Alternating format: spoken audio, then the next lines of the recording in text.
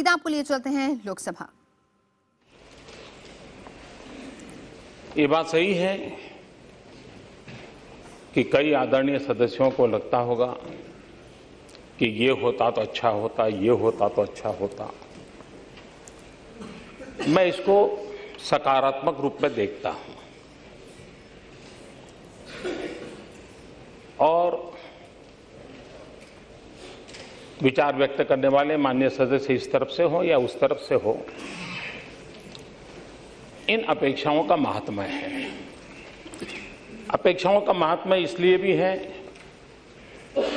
कि आपको भरोसा है कि शायद समस्या का समाधान इसी कालखंड में होगा, तो ये अच्छी बात है।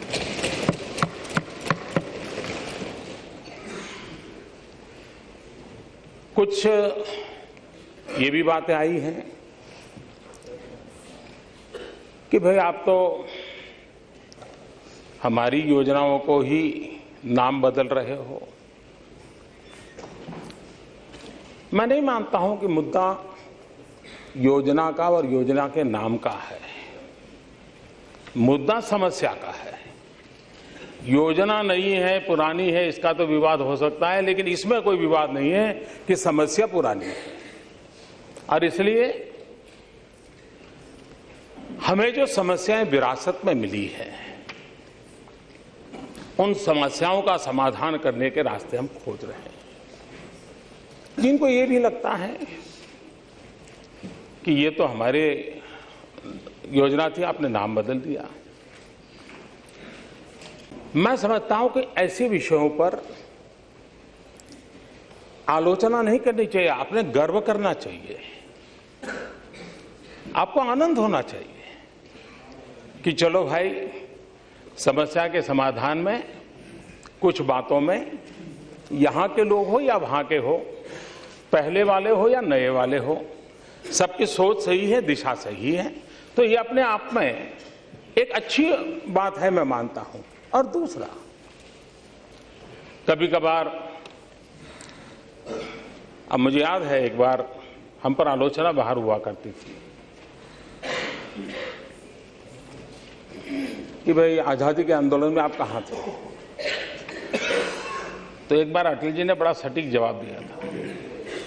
अटल जी ने कहा, भाई अच्छा बताओ, 1857 के स्वातंत्र संग्राम में आप कहां थे। तो ये चीजें ठीक है, कुछ पल तो ठीक लगती हैं। अब आप निर्मल भारत की चर्चा कहते हैं, और कहते हैं आपने स्वच्छ भारत ले आए। अब मैं पूछता हूं कि 1999 में अटल जी ने टोटल सैनिटेशन का प्रोजेक्ट लगाया था, कार्यक्रम चालू किया था। क्या निर्मल भारत उसी योजना का दूसरा नाम था क्या? और इसलिए मैं समझता हूं मुद्दा समस्या है, नाम ये मुद्दा नहीं है। और इसलिए स्वच्छता एक समस्या है हमारे देश में, और स्वच्छता ज्यादा हमारी मानसिकता से जुड़ी हुई है। और मैं जब स्वच्छता अभियान की बात करता हूं, तब मेरे दिल दिमाग में वो गरीब है। वर्ल्ड बैंक का रिपोर्ट कहता है कि गंदगी के कारण जो बीमारी फैलती है, औसत एक गरीब को 7,000 रुपए का खर्च आता है। अगर हम, और स्वच्छता की जिम्मेवारी हम सबकी ज्यादा है, और अगर गरीब का औसत एक गरीब का 5 का परिवार है तो 35,000 रुपया। स्वच्छता का बीच दूसरा संबंध हमारे नारी के सम्मान के साथ है। आज भी गांव में मां बहनों को खुले में शौच जाना पड़े, अंधेरा का इंतजार करना पड़े, इस तरफ उस तरफ का मुद्दा नहीं है। मुद्दा हमारी माताओं बहनों के सम्मान का है, उनको जीने का एक अधिकार देने का है। और इसलिए स्वच्छता, जब उन चीजों को याद करते हैं तो कहते हैं कि भाई ये हमें करना होगा।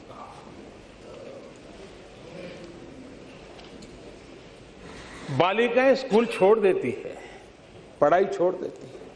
क्यों? एक प्रमुख कारण ध्यान में आया और वो कारण ये था कि स्कूल में गर्ल चाइल्ड टॉयलेट नहीं है। सवाल किसी को दोष देने का नहीं है, इस समस्या का समाधान खोजने का है। और इसलिए स्वच्छता के अभियान को आगे बढ़ाया है। तो मैं ये 3 चीजें मेरे मन को हमेशा आंदोलित करती है। और सिर्फ स्वच्छता अभियान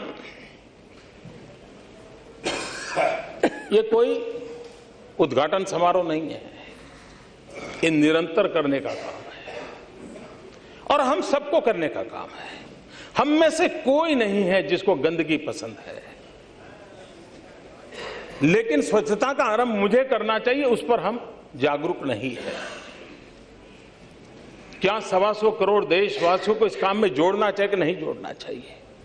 और मुझे खुशी हुई, कल सुप्रिया जी ने अपने भाषण में कहा था कि एक अच्छा अभियान है, हम एमपी कैसे जुड़े। सामने से उन्होंने पूछा हाउस में, हम कैसे जुड़े। मैं मानता हूं हमें जो एमपी लेड फंड मिलता है और हमें कल्पना नहीं है कि जन सामान्य इस काम को कितना पसंद करता है।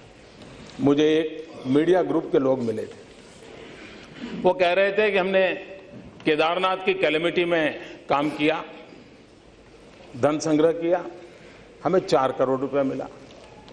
हमने गुजरात में भूकंप हुआ, हमने काम किया, लोगों ने हमको 3 करोड़ रुपया दिया।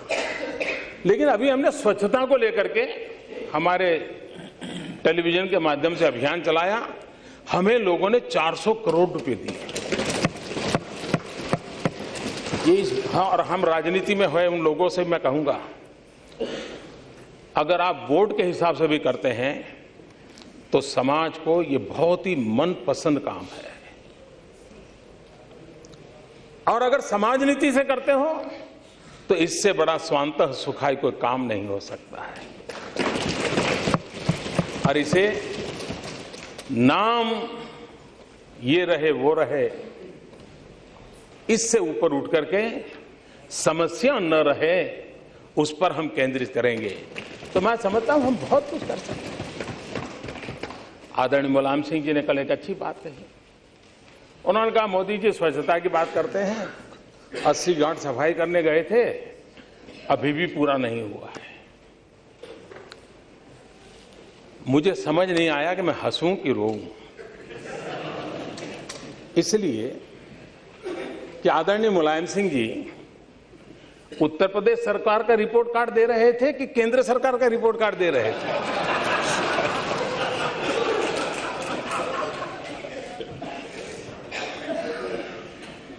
और दूसरा, करीब 3 महीने से 80 घाट की सफाई चल रही है। आप कल्पना कर सकते हैं कि कितनी गंदगी होगी जिस 80 घाट को लेकर के वाराणसी की पहचान है। मैं आपका आभारी हूं। और लोहिया जी मैं मानता हूं मुलायम सिंह जी की बात को। लोहिया जी स्वच्छता का आंदोलन चलाते थे। आप लोहिया जी की कोई भी बात देखेंगे तो स्वच्छता के लिए देश में महात्मा गांधी के बाद पूरी ताकत से आवाज उठाई हो तो लोहिया जी ने उठाई थी। और मैं मानता हूं कि क्योंकि लोहिया जी ने उठाई थी इसलिए मोदी जी ने हाथ नहीं लगाना चाहिए, ऐसा नहीं हो सकता। अगर लोहिया जी ने अच्छी बात कही है तो मोदी जी ने भी उस रास्ते पर चलने में गर्व करना चाहिए। और इसलिए कितना कूड़ा कचरा हुआ होगा कि इतने समय के बाद भी सफाई नहीं हो रही। आपको हैरानी होगी, हमारी विदेश में एम्बेसीज, हमारी सुषमा जी ने सभी देशों को चिट्ठी लिखी एम्बेसीज को, ये स्वच्छता अभियान भारत में शुरू हुआ है, आपकी एम्बेसी का हाल जरा देखो। और मुझे जो एम्बेसी से फोटोग्राफ आए हैं कि एम्बेसी के पहले हाल क्या थे, अब क्या है। जहां हमारे लोग रहते थे वहां गंदगी के ढेर थे, कागज पानी में भीग करके पत्थर से बन गए थे। सरकारी दफ्तरों में व्यवस्था नहीं है क्या? है, स्वभाव नहीं है। और इसलिए एक पवित्र काम है जिस काम के लिए हम लगे हैं, और ये काम इस सरकार का, इस सरकार के मुखिया का नहीं है, ये काम 125 करोड़ देशवासियों का है। आपने जिस नाम से इस काम को बढ़ाया, मैं उसका भी अभिवादन करता हूं। आपने अब तक जो किया, मैं उसका अभिवादन करता हूं। इन चीजों में विवाद का विषय नहीं हो सकता है। और लाल किले पर से ये कहने का सामर्थ्य मुझ में था। मैंने कहा था, ये देश अब तक जितने प्रधानमंत्री रहे, अब तक जितनी सरकारें रही हैं, उन सबके योगदान से आगे बढ़ा है। लाल किले की प्राची से भारत की सभी सरकारों की बात है। और मैं ये भी कहना चाहता हूं, 9 महीने में हमने आकर के सब कर लिया है, ऐसा दावा करने वाले हम नहीं हैं। और नहीं हम ये बात मानते हैं कि देश 1947 15 अगस्त को पैदा हुआ था। ये देश हजारों साल की विरासत है। ऋषियों ने, मुनियों ने, आचार्यों ने, भगवंतों ने, शिक्षकों ने, मजदूरों ने, किसानों ने इस देश को बनाया है। सरकारों ने देश नहीं बनाया है। सरकारें आती हैं, जाती हैं, देश सरकारें नहीं बनाती। देश जनता जनार्दन के सामर्थ्य से बनता है, जनता जनार्दन की शक्ति से बनता है। और राष्ट्र अपनी चीती से चलता है, अपनी फिलॉसफी से चलता है। आइडियोलॉजी आती है और जाती है, बदलती रहती है। मूल तत्व देश को चलाता है, और भारत का मूल तत्व है एकम सत विप्रहा बहुधा वदंती। भारत का मूल तत्व है सर्वे अपि सुखिनः सन्तु सर्वे सन्तु निरामया सर्वे भद्राणि पश्यन्तु मां कश्चित् दुर्भाग् भवेत्। ये भारत का मूल तत्व है। सबकी भलाई की बात यहां होती है। और इसलिए ये देश आज जहां भी है, सरकारें आएगी, जाएगी, बनेगी, बिगड़ेगी, देखिए इसके आधार पर नहीं होगा। कुछ लोगों को लगता है कि आप दिल्ली में आपका क्या हुआ। मैं पूछना चाहता हूं, पिछले 3 हफ्ते से मध्य प्रदेश में अलग अलग चुनावों के नतीजे आ रहे हैं, पंचायतों के, नगर पालिका के, महानगर पालिका के। क्या हुआ था? असम इतना भव्य विजय हो रहा है, क्या हुआ जी? पंजाब, राजस्थान, क्या इसी का हिसाब लगाएंगे क्या? बोलने में तो बहुत अच्छा लगता है। और अगर यही बात है, इतना लैंड एक्विजिशन एक्ट लेकर के मैदान में गए थे, हिस्ट्री में कांग्रेस की इतनी कम सीटें कभी नहीं आई थी इतिहास में। इवन आपातकाल इतना भयंकर संकट था, लेकिन कांग्रेस के हाल इतने बुरे नहीं हुए थे जितने इस बार हुए। अगर एक्ट के कारण आप जीतने वाले होते और किसानों को पसंद आया होता तो आप जीत जाते। और इसलिए कृपा करके आप वो तर्क बोलने के लिए ठीक लगता है, उस तर्क से आप सत्य को सिद्ध नहीं कर सकते। और इसलिए मैं कहना चाहूंगा कि हमें समस्याओं का समाधान खोजना है, यहां पर मंथन करके रास्ते खोजने हैं। कभी कभार ये कहा जाता है कि आप मनरेगा बंद कर देंगे, या आपने मनरेगा बंद कर दिया है। मैं इतना तो जरूर विश्वास करता हूं कि आप लोग, बाकी विषयों में मेरा क्षमता के विषय में शक होगा, आपका अभिप्राय भी अलग अलग हो सकता है, अभी इसमें मोदी को ज्यादा ज्ञान नहीं है, इसमें कम अनुभव है, सब होगा। लेकिन एक विषय में आपको जरूर, एक विषय में आप मानते होंगे कि मेरी राजनीतिक सूझबूझ तो है।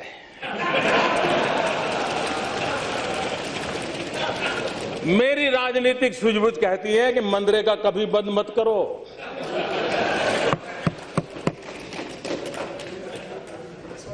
मैं ऐसी गलती नहीं कर सकता हूं, क्योंकि मनरेगा आपकी विफलताओं का जीता जागता स्मारक है। आजादी के 60 साल के बाद आपको लोगों को गड्ढे खोदने के लिए भेजना पड़ा। ये आपकी विफलताओं का स्मारक है और मैं गाजे बाजे के साथ इस स्मारक का ढोल पीटता रहूंगा। दुनिया को बताऊंगा कि ये गड्ढे तुम खोद रहे हो उन 60 साल के पापों का परिणाम है। इसलिए मेरी राजनीतिक सूझबूझ पर आप शक मत कीजिए। मनरेगा रहेगा, आन बान शान के साथ रहेगा और गाजे बाजे के साथ दुनिया में बताया जाएगा। हाँ, एक और बात जरूर होगी, क्योंकि मैं देश हित के लिए जीता हूं, देश हित के लिए जीना चाहता हूं और इसलिए इसमें से देश का अधिक भला कैसे हो, उन गरीबों का भला कैसे हो, उसमें जो कुछ भी आवश्यक जोड़ना पड़ेगा, निकालना तो कुछ नहीं है, आप चिंता मत कीजिए। जो जोड़ना पड़ेगा जोड़ेंगे, जो ताकत देनी पड़ेगी हम देंगे, क्योंकि हम मानते हैं कि लोगों को पता चले भाई ये ऐसे ऐसे खंडहर छेड़ करके कौन गया है। इतने सालों के बाद भी तुम्हें ये गड्ढे खोदने के लिए मजबूर किसने किया है, ये उसको पता रहना चाहिए। और इसलिए ये तो बहुत आवश्यक है और आपने बहुत अच्छा काम किया है कि आप अपने फुटप्रिंट छोड़ के गए हैं ताकि लोगों को पता चले।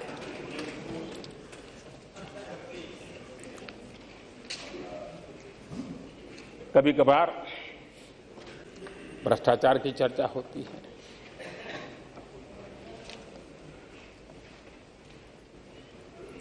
मैं ये मानता हूं कि भ्रष्टाचार ने हमारे देश को तबाह करके रखा हुआ है और मैं चाहता हूं यह देश भ्रष्टाचार की चर्चा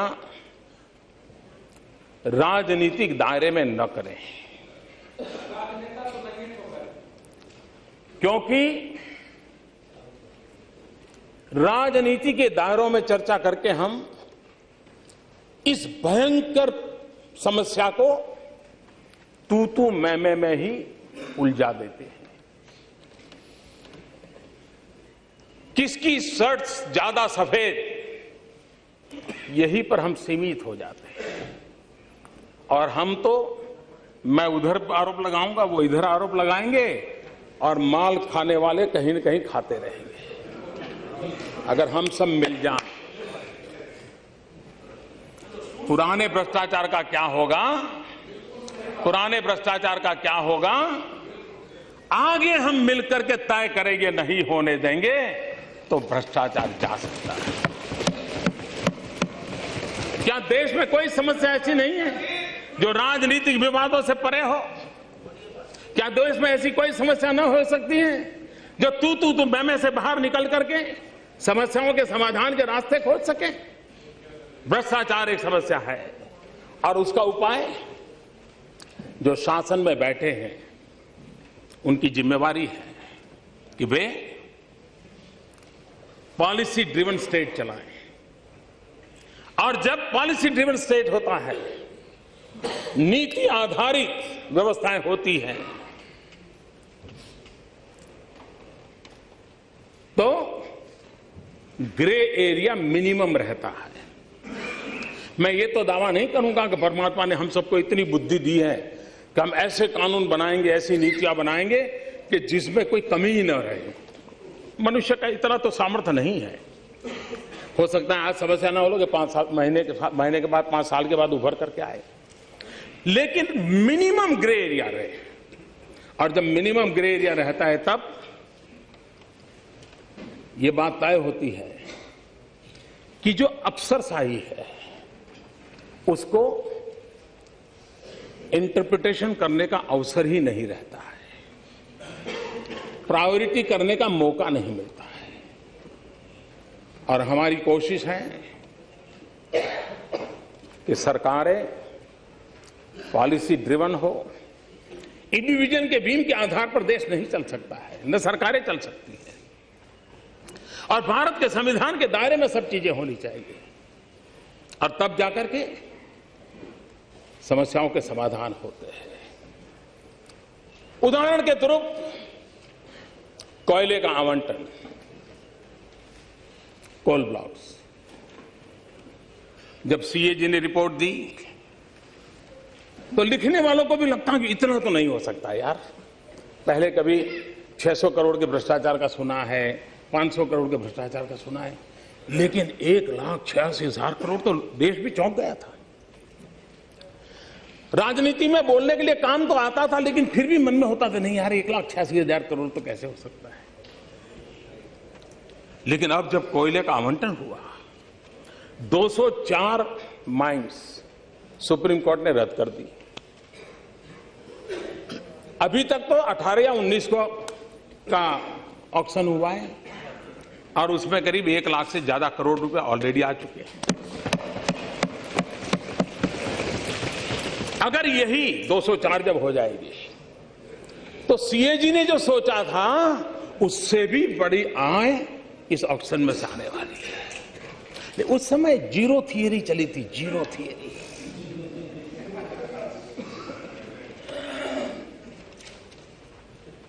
मैं ये नहीं कहना चाहता कि ये जिनके समय हुआ उनको क्या करना चाहिए, वो मेरा विषय नहीं है, वो आप जाने, आपका परमात्मा जाने। लेकिन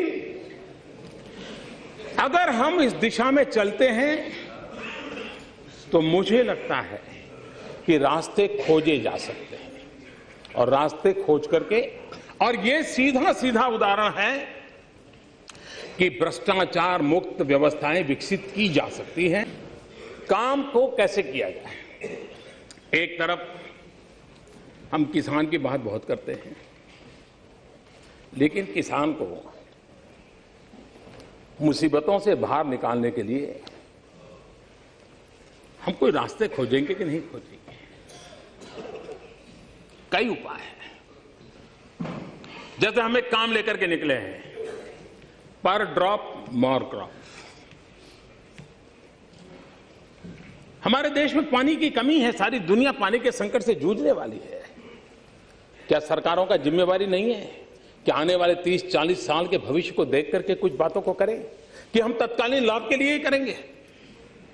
हो सकता है राजनीतिक लाभ हो जाएगा, लेकिन राष्ट्र नीति किस लिए, उस तराजू में वो बात बैठेगी नहीं। हमने सॉइल हेल्थ कार्ड की बात कही है। ये सॉइल हेल्थ कार्ड की बात जो हम कर रहे हैं, हमने मंत्र दिया है, स्वस्थ धरा तो खेत हरा। लेकिन इस काम को सिर्फ विज्ञान भवन में रिबन काट करके, दिया जला करके हम काम नहीं करते हैं। ये सरकार कैसे काम करती है? मैंने अधिकारियों को सूचना दी कि क्यों न हम, जैसे आज किसी भी डॉक्टर के पास जाइए तो पहले आपका वो ब्लड टेस्ट करवाने के लिए कहता है, यूरिन टेस्ट करवाने के लिए कहता है, उसके बाद ही वो दवाई के लिए सोचता है, तब तक वो दवाई नहीं देता है, सारे टेस्ट करवाता है। जिस प्रकार से शरीर के स्वास्थ्य के लिए इन चीजों की आदत है, क्या हम देश में किसानों के लिए भी ये बात पहुंचा सकते हैं क्या कि आप फसल पैदा करने से पहले, जमीन से फायदा उठाने से पहले उस जमीन की तबीयत कैसी है वो तो जानो। जिसे हम भारत मां कह रहे हैं, उस भारत मां का हाल क्या है, उस धरा का हाल क्या है, उस पृथ्वी माता का हाल क्या है, वो तो पहले जानो। कहीं हमारे पापों के कारण हमारी धरा बीमार तो नहीं हो गई है? हमने इतना यूरिया डाला, इतना यूरिया डाला, यूरिया डाला, यूरिया का झगड़ा करते रहे, लेकिन यूरिया डाल करके हमने हमारी इस धरा को तबाह तो नहीं कर दिया है। ये उसको कब समझ में आएगा? जब हम सॉइल टेस्टिंग करेंगे तब। अब सॉइल टेस्टिंग का कार्ड निकालेंगे, दे देंगे, इससे बात बनेगी नहीं। और मैंने कहा है क्यों न हम गांव-गांव सॉइल टेस्टिंग लैब के लिए एंटरप्रेन्योर तैयार करें। गांव के नौजवान जो थोड़ा बहुत पढ़ा लिखा है उसको ट्रेनिंग दे। गांव में वो लैब बनाता है तो बैंक की तरफ से उसके रेंट दिया जाए, ताकि गांव के लोग उस लेबोरेटरी में जाने की आदत बन जाए। हर साल बारिश की सीजन के पहले अपनी जमीन को एक बार चेक करवा ले, मार्गदर्शन प्राप्त करे, माइक्रो न्यूट्रिशन की डिटेल जाने। उसी प्रकार से हमने कहा कि हमारे यहां 10वीं 12वीं की विज्ञान की जो स्कूल है और कॉलेजेस है विज्ञान धारा की, हर एक में लेबोरेटरी है। लेकिन हमारे देश में करीब करीब फरवरी से जुलाई तक लेबोरेटरी बंद रहती है, लैब बंद होती है, क्योंकि बच्चे एग्जाम में लग जाते हैं और स्कूल खुलने में जून जुलाई महीना आ जाता है। करीब 4-5 महीना महत्वपूर्ण समय, 3-4 महीना स्कूल की लैब खाली पड़ी होती है। हमने कहा उन 10वीं 12 के विद्यार्थियों को भी सॉइल टेस्टिंग कोई बहुत बड़ी टेक्नोलॉजी नहीं, आराम से किया जा सकता है, उनको ट्रेनिंग दो और स्कूलों के अंदर वेकेशन के अंदर सॉइल टेस्टिंग की लैब के रूप में उसको कन्वर्ट कीजिए। स्कूल को तो इनकम होगी, उन गांव के नौजवानों को भी इनकम होगी, ताकि वो लैब में वो और उस गांव के लोगों को। अब हमारा देश गरीब है, हम कोई रातों रात लैब बना देंगे, पैसे खर्च देंगे, हम optimum utilisation of our infrastructure, ये है गुड गवर्नेंस, ये है तरीके। उन तरीकों से समस्याओं का समाधान किया जा सकता है। और जब एक बार हमारे किसान को पता चलेगा कि हमारी फसल, मेरी जमीन इस फसल के लिए योग्य नहीं है, तो मैं मानता हूं हमारा किसान तुरंत विश्वास से काम करेगा और आज किसान को जो खर्चा होता है वो खर्चे से बच जाएगा। कभी कभी यहां पर आया कि भाई पेट्रोल डीजल के तो अंतर्राष्ट्रीय भाव घटे हैं, लेकिन आपने क्यों कम नहीं किया? तब हम भूल जाते हैं। जब हम सरकार में आए तो सूखे की स्थिति थी, 12% बारिश कम थी और तब हमने निर्णय किया कि डीजल में जो सब्सिडी दी जाती है उसमें 50% और बढ़ोतरी की जाए, बिजली के दाम में जो पैसे लिए जाते हैं उसकी सब्सिडी में 50% और बढ़ोतरी की जाए और उसके कारण डीजल के अंदर सरकार पर आर्थिक बोझ बहुत बड़ा आया। किसानों को दिया, जो कहते हैं कि हम नहीं देते, ऐसा नहीं है, हमने दिया है। लेकिन आपको पिछले मई जून जुलाई का याद नहीं रहता है, आपको इस मई जून, आपको इस अक्टूबर नवंबर दिसंबर का याद रहता है। ऐसा नहीं है जी। सरकार आखिर किसके लिए है? ये सरकार गरीब के लिए है, ये गरीबों को समर्पित सरकार है। हम हैं जिन्होंने एक्सपेंडिचर कम करने के लिए एक्सपेंडिचर कमीशन बनाया है, क्योंकि हम चाहते हैं कि शासन में जो अनाप शनाप खर्चे हो रहे हैं उसको रोकना चाहिए, ताकि ये पैसे गरीब के काम आए, गरीब के कल्याण के काम आए। उस पर हम चल रहे हैं, हम गुड गवर्नेंस की ओर जा रहे हैं। आप देखिए, हम ऐसे लोग हैं, अब ये आप नहीं कहेंगे कि हमारे जमाने से हैं। मैं अभी भी समझ नहीं पाता था बचपन से कि जेरोक्स का जमाना आया, फिर भी मुझे अपना सर्टिफिकेट को सर्टिफाई कराने के लिए किसी गेजेटेड ऑफिसर के पास जाना पड़ता था, किसी एमएलए के घर के बाहर कतार में खड़ा रहना पड़ता था, किसी एमपी के घर के बाहर कतार में खड़ा रहना पड़ता था। एमएलए एमपी अवेलेबल ना हो तो भी उनका एक छोटा सा आदमी रहता था, वो सिक्का मार देता था, हाँ भाई आपका सर्टिफिकेट ठीक है। हम उस पर तो भरोसा करते हैं, लेकिन देश के नागरिक पे भरोसा नहीं करते हैं। हमने नियम बनाया कि सेल्फ अटेस्ट कर करके आप दे दीजिए और जब फाइनल होगा तब आपको ओरिजिनल डॉक्यूमेंट दिखा दीजिए। आप कहेंगे चीज छोटी होगी, लेकिन देश के सामान्य मानवी में विश्वास पैदा करती है कि सरकार मुझ पे भरोसा करती है। हमारे यहां एक एक काम में 30-30, 40-40 पेज के फॉर्म भरा करते थे। मैंने आते ही कहा, भाई ये इतने लंबे लंबे फॉर्म की क्या जरूरत है? सरकार की फाइलें बढ़ती चली जा रही है, जितना ऑनलाइन हो सकता है ऑनलाइन करो और मिनिमम कर दो। मिनिमम कर दिया, कई जगह पे फॉर्म की प्रक्रिया को एक पेज में लाकर के रख दिया है। हम व्यवस्थाओं के सरलीकरण में विश्वास करते हैं, रेड टेप को हम कम करना चाहते हैं ताकि सामान्य मानवी को उसकी सुविधाएं मिले। उस दिशा में हम प्रयास कर रहे हैं और एक के बाद एक हम करते चले जा रहे हैं और उसका लाभ मिलने वाला है। हमारे यहां जो सरकारी मुलाजिम रिटायर्ड होते हैं उनको हर वर्ष पेंशन लेने के लिए नवंबर महीने में जिंदा होने का सबूत देना पड़ता है और वहां जाकर के एक्स एमपी को भी देना पड़ता है, वहां उसको दफ्तर में जाकर के। अब एक आयु तक तो ठीक है, उस बहाने उसको बाहर जाने का मौका मिल जाता है, लेकिन एक आयु के बाद उसके लिए जाना संभव नहीं होता है।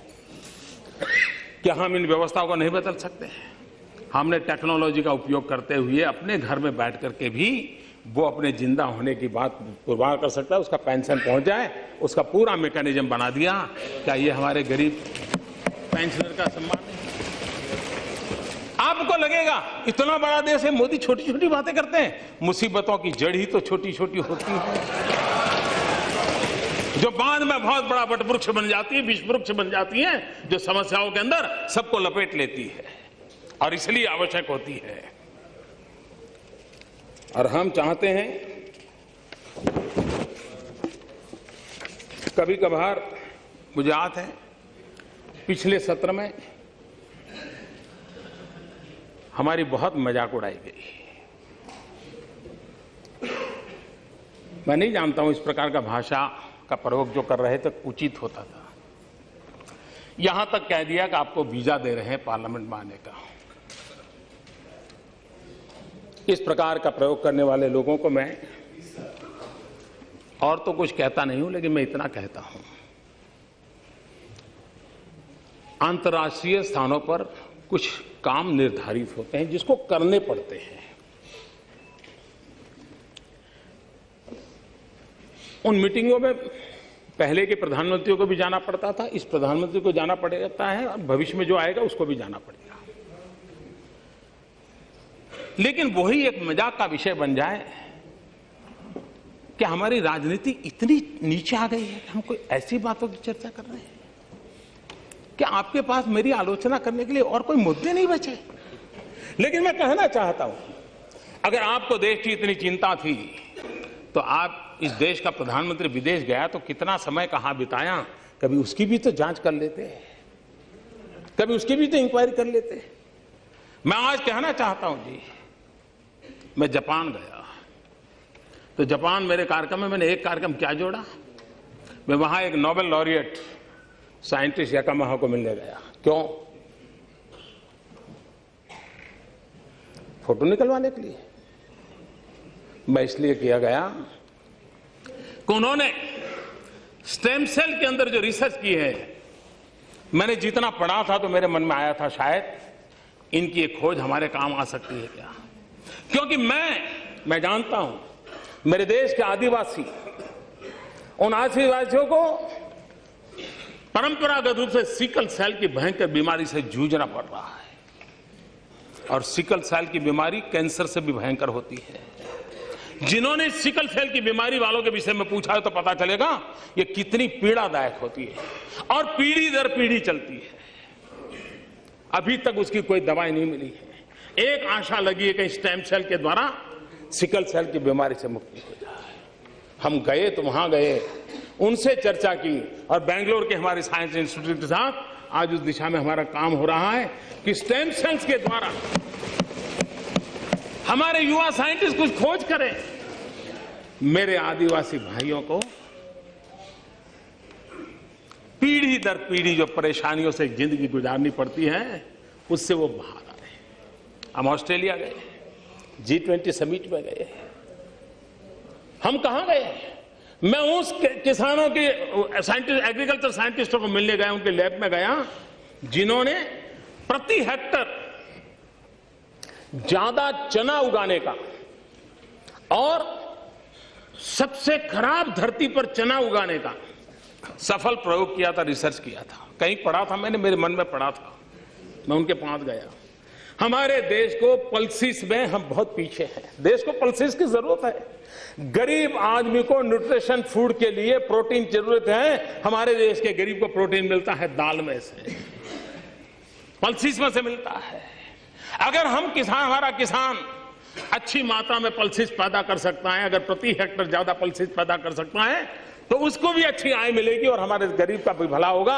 और इसलिए मैं उन साइंटिस्ट को पास जाकर के घंटे बिताए ये समझने के लिए कि बताइए मेरे देश के किसानों को ज्यादा पल्सिस पैदा करने के लिए क्या रास्ता हो सकता है, ज्यादा चना पैदा करने के लिए क्या रास्ता हो सकता है, अरहर पैदा करने के लिए क्या रास्ता हो सकता है, उसके लिए मैंने समय बिताया। मैं एक और साइंटिस्ट के पास गया, इस बात के लिए गया मिलने के लिए कि उन्होंने केले में कुछ नई खोज की थी। मैं समझना चाहता, मुझे पूरा पता नहीं था, तो मैं ऐसे ही चला गया उनके पास, उनके साथ बैठा, उनकी लैब देखी, उनके प्रयोग देखे। उन्होंने केले में न्यूट्रिशन वैल्यू बढ़ाने में बहुत सफलता पाई है, अधिक विटामिन को पाने की सफलता पाई है। केला ये अमीरों का फल नहीं है मेरे भाइयों बहनों, केला एक गरीब से गरीब का फल होता है। अगर केला उसमें न्यूट्रिशन वैल्यू बढ़ता है, विटामिन अगर ज्यादा अच्छे मिलते हैं और इस प्रकार की खोज के साथ केला बनता है, तो मेरे देश का गरीब से गरीब व्यक्ति केला खाएगा, उसको ज्यादा ताकत मिलेगी। अगर विदेश जाते हैं तो इस काम के लिए जाते हैं। देश का गरीब हमारे दिमाग में होता है, देश का आदिवासी हमारे दिमाग में होता है, देश का किसान हमारे दिमाग में होता है। और दुनिया में जो भी अच्छा है, जो मेरे देश के गरीबों के काम आए, उसको लाने की एक तड़प होती है। उस तड़प के लिए हम कोशिश करते हैं और इसलिए समय का सदुपयोग करते हुए हम किस प्रकार से हमारे देश को आगे ले जाएं, उसके लिए सोचते हैं, उसी को लिए करते रहते हैं, उसी पर हम करने के लिए कोशिश प्रयास करते हैं। यहां पर जनधन योजना को लेकर के कहा गया कि ये तो हमारे यहां समय थी। बैंकों का राष्ट्रीयकरण होने के बाद 40 साल हो गए और गरीबों के लिए बैंकों का राष्ट्रीयकरण किया गया था, लेकिन आज भी इस देश का गरीब बैंक के दरवाजे से दूर था। और बैंकिंग सिस्टम आज फाइनेंशियल व्यवस्था की इंक्लूजन की मेन धारा बन गई है। अगर हम आगे चल करके कोई योजनाएं बनाना चाहते हैं तो शुरुआत यहीं से होती है। और हमने 15 अगस्त को ऐलान किया था और यह कहा था कि 26 जनवरी को झंडा फहराएंगे, उसके पहले हम काम पूरा करेंगे। समय के रहते हुए काम पूरा किया कि नहीं किया? जिस बैंक के अंदर गरीब को जाने का अवसर नहीं मिलता था, उस बैंक के मुलाजिम जो कोट पैंट टाई पहनते हैं, एयर कंडीशन कमरे के बाहर नहीं निकलते हैं, वो मेरा बैंक का मुलाजिम, मेरा साथी गरीब की झोपड़ी तक गया, गरीब के घर तक गया। क्या ये सरकार प्रेरणा नहीं दे सकती? ये परिवर्तन नहीं ला सकते हैं? लाए हैं। और मैं आज विशेष रूप से बैंकिंग सेक्टर के ऊपर से नीचे तक के सब महानुभावों का अभिनंदन करता हूं कि उन्होंने इस बात को उठा लिया, उस बात को उठा लिया, पूरा किया। और जब ये व्यवस्था हो गई है तो अभी हमें मनरेगा में आता था कि लीकेजेज बहुत है, अब हम मनरेगा का पैसा भी, जनधन अकाउंट खुल गया, आधार कार्ड है, जनधन अकाउंट है, लीकेज कम से कम हो जाएगा और पैसा सीधा उसके खाते में जाएगा। ये जनधन का, हमारे दिमाग में गरीब है, लेकिन गरीबों के नाम पर हमारे दिमाग में राजनीति नहीं है। गरीबों के नाम पे हमारे दिलो दिमाग के अंदर एक ईश्वर की सेवा करने का अवसर है। और इसलिए हम हर काम के मूड जब करते हैं तो उस बात को लेकर के करते हैं कि हम गरीब के कल्याण के लिए क्या काम कर सके, और उस दिशा में हमारा प्रयास है। मैं जब शौचालय की बात कर रहा था तो मैं आपको बताना चाहता हूं कि कितना काम हुआ है। करीब 4.25 लाख टॉयलेट की जरूरत है स्कूलों में, उसमें करीब 4.25 लाख में से 1.5 लाख करीब नए बनाने पड़ेंगे और बाकी जो है वो रिपेयरिंग करने की आवश्यकता है। एक अलग पोर्टल बनाया गया है ऑनलाइन, उसका मैपिंग किया गया है, एड्रेस पक्का पता है कि यहां पर टॉयलेट इतना चाहिए, सारी डिटेल वर्कआउट किया है। और मुझे संतोष के साथ कहना है कि अब तक करीब 60-65 हजार लड़कियों के लिए टॉयलेट बनाने का काम पूरा हो चुका है। और मैं सभी एमपीज का भी अभिनंदन करता हूं, कई एमपीज ने पूरा एक्टिवली इस काम को किया है। अपने इलाके में एमपीलेट फंड का भी उपयोग किया है, सीएसआर में भी उपयोग हुआ है। जहां पर डिस्ट्रिक्ट के अफसर सक्रिय हैं, उन्होंने तेज गति से काम किया है। और मुझे विश्वास है कि आने वाले दिनों में जो वैकेशन है, हम अगर सब तय करें, अपने यहां कलेक्टर को पूछिए, अपने अधिकारियों को पूछिए डिस्ट्रिक्ट में कि बताओ भाई ये क्या हुआ इस काम का, थोड़ा आप भी 2 बार जरा चिट्ठी डाल दीजिए। मुझे विश्वास है जी, जून महीने में जब नया सत्र शुरू होगा, उसके पहले इस वैकेशन में इस टॉयलेट बनाने का काम पूरा हो जाएगा। और ये संतोष यहां का नहीं, वो संतोष यहां के लिए भी है, हम सबके लिए है। और इस काम को आप करेंगे ऐसा मुझे पूरा विश्वास है। स्वच्छता का असर कैसा है? देखिए, टूरिज्म पर बड़ा इंपैक्ट हो रहा है। एक, हमने online visa, arrival on visa किया है, और दूसरा स्वच्छता। इन दोनों का संयुक्त प्रभाव टूरिज्म पे पड़ रहा है। पिछले साल की तुलना में टूरिज्म में काफी अच्छी बढ़ोतरी हुई है, काफी बढ़ोतरी हुई है।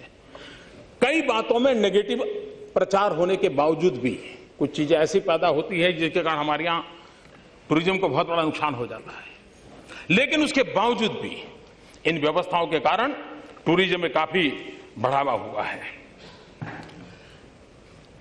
अब हम कहेंगे कि भाई आपदा प्रबंधन, अब मुझे बताइए कौन सी सरकार है कि जिसके कालखंड में आपदा नहीं आई है? उस आपदा के लिए सरकारों को कुछ करना पड़ा है, करना पड़ा है, लेकिन आपदा प्रबंधन के भी तरीके बदले जा सकते हैं। जब जम्मू कश्मीर में बाढ़ का प्रश्न आया तो मैंने पहला काम क्या किया, मैंने कहा भारत सरकार में जम्मू कश्मीर के जितने अधिकारी हैं उनकी जरा पहले सूची बनाओ और उनको सबसे पहले वहां भेजो।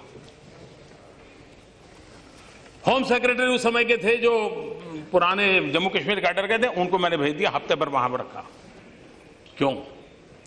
भारत सरकार का दायित्व बनता है कि सिर्फ इतना चेक दिया उतना दे दिया इससे बात बनती नहीं है। हमने पूरी ताकत से उसके साथ कंधे से कंधा मिलाकर खड़ा होना पड़ता है। जब हुड़हुड़ आया, मैं स्वयं तो गया, मैं कश्मीर भी स्वयं गया, अनेक बार गया। मैं कितने ही ग्रुपों के साथ बारीकी से मैंने बातें की श्रीनगर में जाकर के। मैंने अपनी दिवाली उन लोगों के बीच में बिताई। क्यों?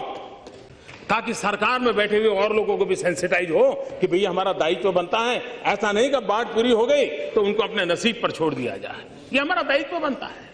और इसलिए हमारा अप्रोच प्राकृतिक आपदा के समय में भी तू मैं का नहीं होता है, एक अपनेपन की जिम्मेवारी के साथ होता है। और हमारे पास जो भी शक्ति है उसका सही ढंग से उपयोग करते हुए उसको कैसे समस्या से बाहर निकालना, उस दिशा में हमारा प्रयास रहता है और उसकी ओर हम जाना चाहते हैं। यहां पर लैंड एक्विजिशन एक्ट को लेकर के बढ़िया बातें मैं सुन रहा हूं। हमें इतना अहंकार नहीं होना चाहिए कि हमने जो किया उससे अच्छा इस दुनिया में कुछ हो ही नहीं सकता। और जब लैंड एक्विजिशन एक्ट बना था तब हम भी तो आपके साथ कंधे से कंधा मिलाकर के खड़े रहे थे। उसको पारित करने के लिए हमने कोई इफ बट्स का काम नहीं किया था। हमें लगा कि भाई चलिए, हम जानते थे इसका अब राजनीतिक फायदा लेने के लिए ही जल्दबाजी कर रहे, सब जानते थे। उसके बावजूद भी हम आपके साथ खड़े रहे थे। लेकिन हम आपसे पूछना चाहते हैं, 1894 में जो कानून बना उसकी कमियां देखते देखते आपको 2013 आ गया क्या? 120 साल बीत गया। 60 साल तक ये देश के किसान उसी कानून के भरोसे जीते थे जो 1894 में बना था। अगर किसानों का बुरा हुआ तो किसके कारण हुआ? और आज जब ये कानून बना हम आपके साथ थे। कानून बनने के बाद कानून बनने के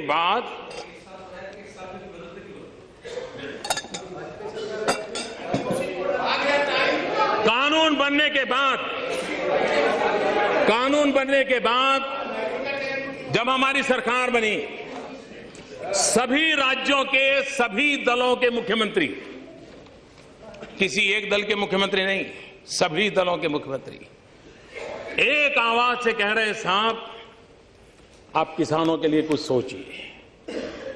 किसान बिना पानी मर जाएगा, उसको सिंचाई चाहिए, उसको इरिगेशन इंफ्रास्ट्रक्चर चाहिए, उसको गांव में सड़क चाहिए,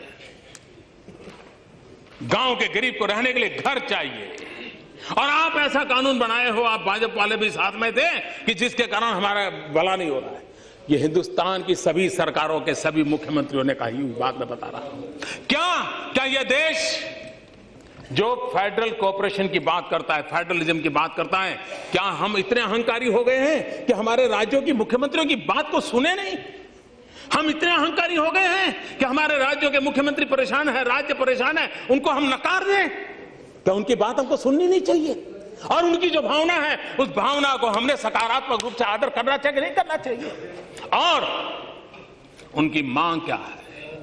किसानों के लिए मुझे सेना के अधिकारी मिले, बोले साहब हम क्या करें, ये जो आपने कानून बनाया है, और वो तो हमको ही कहते क्योंकि हमने साथ दिया था, वो तो हमें ही कहते कि हमने साथ दिया था। हम कहते हैं कि साहब हमें बताइए, हमें डिफेंस इंस्टॉलमेंट जो करने होते हैं, अब जो आपका कानून बनाए हो ही नहीं पाएगा। हमें हमारे न्यूक्लियर व्यवस्थाओं को जो कि इंफ्रास्ट्रक्चर खड़ा करना है, हम पूछने जाएंगे क्या? हम लिखेंगे क्या कि इस काम के लिए चाहिए? तो अच्छा है हम पाकिस्तान को ही लिख दें कि इस पते पर हम ये काम कर रहे हैं। डिफेंस के हमारे अधिकारी इतने परेशान है, सेना के जवान परेशान है कि साहब क्या होगा? क्या हमारे डिफेंस के लिए भी? और अगर ये जरूरी नहीं है कि किसी ने का गुनाह किया है, कोई पाप किया है, लेकिन कमी रह गई, गलती रह गई है, क्या गलती करेक्ट करना हमारी जिम्मेवारी नहीं है क्या? ये एक छोटा सा उपाय है कि भाई इस गलती को करेक्ट करना है। आपने किया हुआ हम उसको नकारते नहीं है, आपने जो कोशिश की है उसको हम कुछ रह गया है तो जोड़ना चाहते हैं, इसलिए हम आपका साथ सहकार चाहते हैं। कृपा करके इसको राजनीति के तराजू से मत तोलिए। और मैं आपको विश्वास दिला रहा हूं, इसमें अभी भी आपको लगता है कि किसानों के खिलाफ एक भी चीज है, मैं उसमें बदलाव करने के लिए तैयार हूं। और मैं सबसे ज्यादा पूर्वी उत्तर प्रदेश, बिहार, पश्चिम बंगाल, असम, नॉर्थ ईस्ट, उड़ीसा, पूर्वी आंध्र, इनकी तरफ ध्यान आकर्षित करना चाहता हूं। हिंदुस्तान के पश्चिमी छोर पे तो गांव में भी छोटा मोटा इंफ्रास्ट्रक्चर है,